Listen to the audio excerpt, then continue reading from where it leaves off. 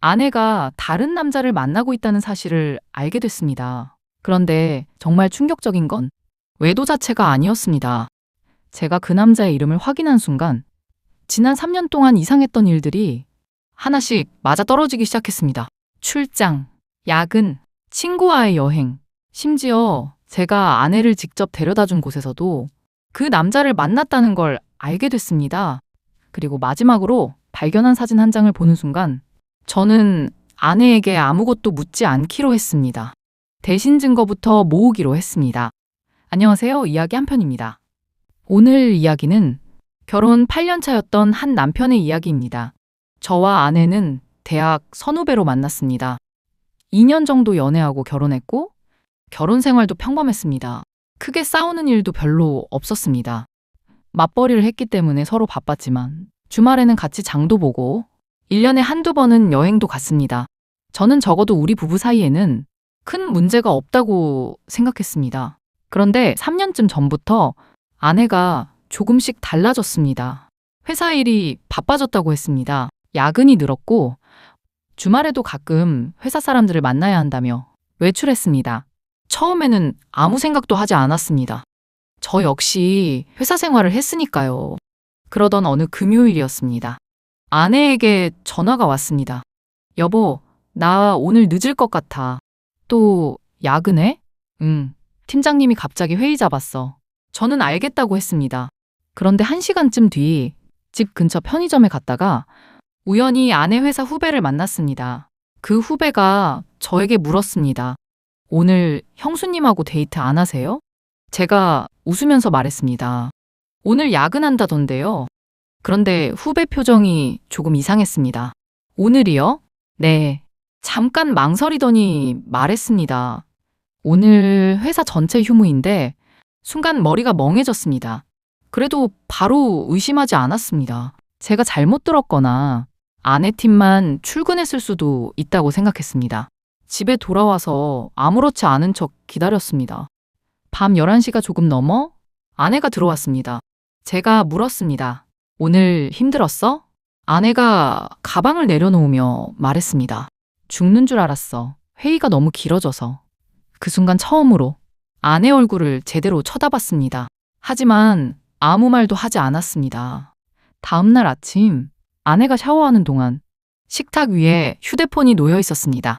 그때 메시지가 하나 떴습니다. 이름은 여자 이름이었습니다. 미정 언니.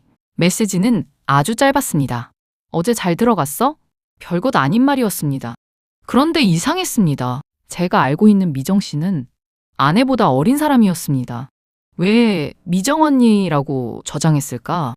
그때부터 마음 한쪽에 의심이 생기기 시작했습니다. 하지만 휴대폰을 몰래 열어보진 않았습니다.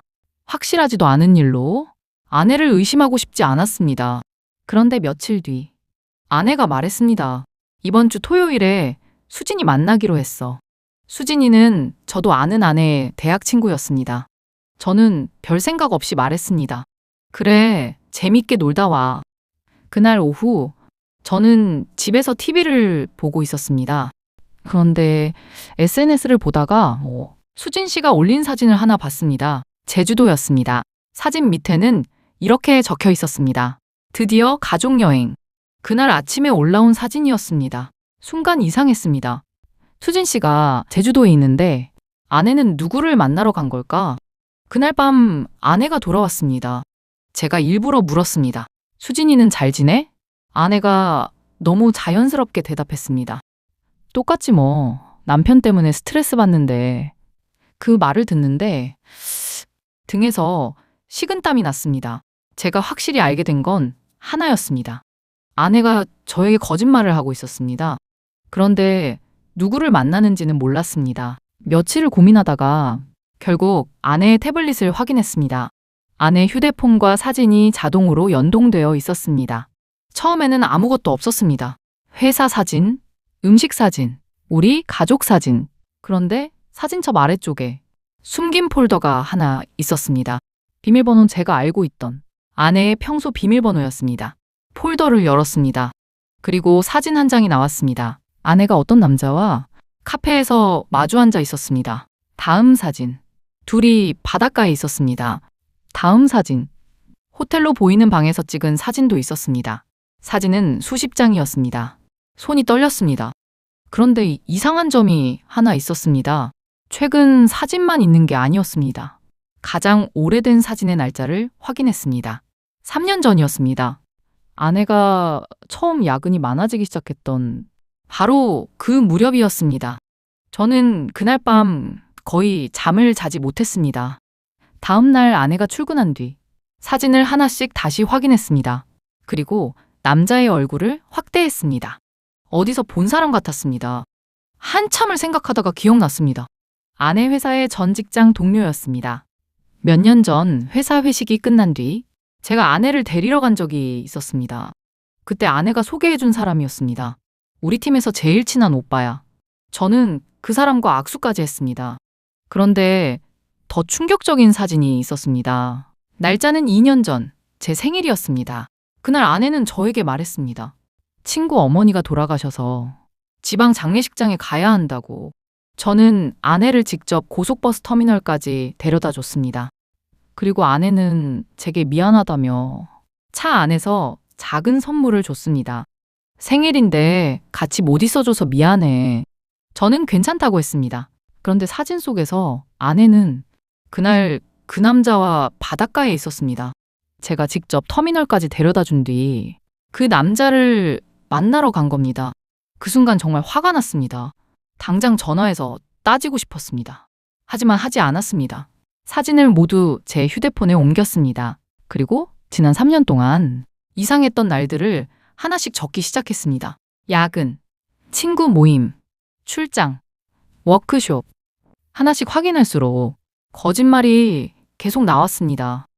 그러다 카드 사용 내역에서 이상한 결제를 발견했습니다. 호텔, 레스토랑, 그리고 여행지. 그런데 더 이상한 게 있었습니다. 제가 알고 있는 아내 카드에서는 큰 금액이 거의 나오지 않았습니다. 그래서 공동 계좌 내역을 확인했습니다. 매달 일정한 금액이 다른 계좌로 빠져나가고 있었습니다. 처음에는 적금인 줄 알았습니다.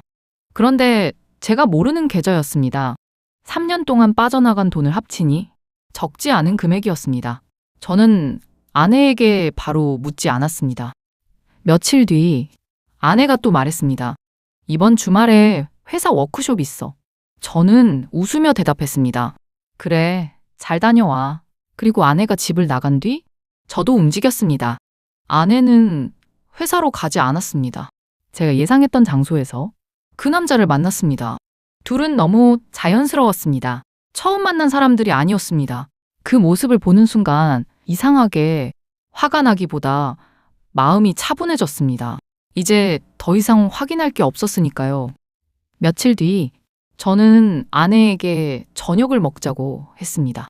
평소처럼 밥을 먹었습니다. 아내가 물었습니다. 왜 이렇게 말이 없어? 제가 물었습니다. 우리 결혼한 지 몇 년 됐지? 아내가 웃었습니다. 갑자기 그건 왜 물어? 8년 됐잖아. 제가 다시 물었습니다. 그 중에서 3년은 어땠어? 아내의 젓가락이 멈췄습니다. 저는 휴대폰을 식탁 위에 놓았습니다. 그리고 사진 한 장을 띄웠습니다. 아내와 그 남자가 바닷가에서 찍은 사진. 제 생일날 찍힌 사진이었습니다. 아내 얼굴이 하얗게 변했습니다. 한동안 아무 말도 하지 못했습니다. 그리고 결국 말했습니다. 여보, 이건 제가 끊었습니다. 설명하지 마. 아내가 울기 시작했습니다. 실수였다고 했습니다. 처음에는 힘든 일이 있어서 그 사람에게 의지했을 뿐이라고 했습니다. 그래서 제가 물었습니다. 실수가 3년 동안 계속돼? 아내는 아무 말도 하지 못했습니다. 그리고 저는 마지막으로 한 가지를 물었습니다. 매달 보내던 돈은 뭐야? 아내가 고개를 들었습니다. 표정이 달라졌습니다. 잠시 침묵하더니 말했습니다. 그 사람이 힘들다고 해서 빌려준 거야. 얼마나 빌려줬냐고 물었습니다. 아내는 대답하지 않았습니다. 제가 이미 알고 있는 금액을 말했습니다. 그러자 아내가 고개를 숙였습니다. 그 돈에는 제가 매달 공동생활비로 넣었던 돈도 섞여 있었습니다. 그 순간 제 마음이 완전히 끝났습니다. 외도만이었다면 시간이 지나면 이유라도 들어볼 수 있었을지 모릅니다. 하지만 아내는 3년 동안 저에게 거짓말을 하면서 제가 가족을 위해 벌어놓은 돈까지 그 남자에게 보내고 있었습니다. 저는 준비해둔 서류를 꺼냈습니다. 아내가 물었습니다. 이혼하려고? 저는 대답했습니다. 응. 아내는 그때부터 계속 사과했습니다. 다시는 만나지 않겠다고 했습니다. 돈도 전부 돌려받겠다고 했습니다. 한 번만 기회를 달라고 했습니다. 그런데 저는 이상하게도 더 이상 화가 나지 않았습니다. 그저 한 가지 생각만 들었습니다. 내가 사랑했던 사람은 대체 언제부터 없었던 걸까? 몇 달 뒤 우리는 이혼했습니다. 그리고 나중에 공통지인을 통해 그 남자에 대한 이야기를 들었습니다. 아내에게만 돈을 빌린 게 아니었다고 합니다. 주변 여러 사람에게 돈을 빌리고 있었고 아내 역시 그 사실을 뒤늦게 알게 됐다고 했습니다. 누군가는 저에게 말했습니다. 그래도 결국 그 사람한테 이용당한 거잖아. 하지만 저는 그렇게 생각하지 않았습니다. 누군가에게 이용당했다는 사실이 3년 동안 저를 속였다는 사실까지 없애주는 건 아니니까요. 지금도 가끔 그날을 생각합니다. 아내가 다른 남자를 만난 것보다 제가 가장 오래 기억하는 장면은 따로 있습니다.